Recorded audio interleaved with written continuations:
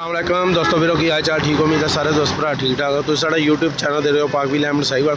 अज की साडी वीडियो जी असी किया स्पोर्टेज के नवे टायर तब्दील करन लगे हैं। टायर चेंज करने का तरीका दोस्तों नाल शेयर करते हैं। तो दोस्तों वीरों अगर रिक्वेस्ट है साडे चैनल सबसक्राइब लाइक शेयर जरूर कराया करो।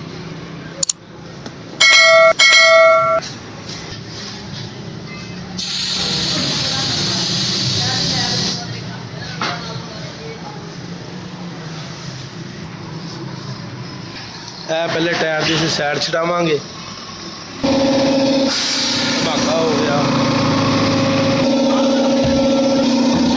टायर की असीं दूसरी साइड छड़ावांगे तब्दील करने वास्ते। पहले साइडां चढ़ाई दियां,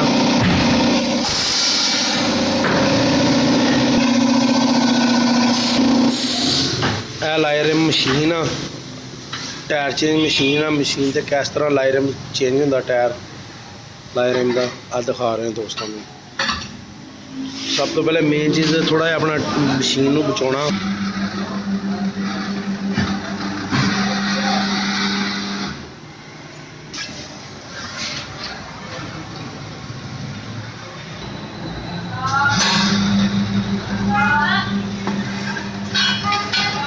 देखो असी अक्सर वीडियो बनाई दी है, जो बंदे समझते हैं वो लाए रिम की नोजल जरूर चेंज करवाते हैं।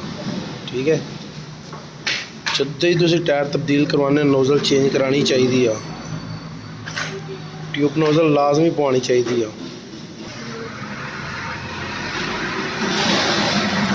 नवी नोजल पै गई। ठीक है, जिदा टायर की लाइफ घटती है इदा ही नोजल की भी घटती है। नोजल तब्दील करानी जरूरी है।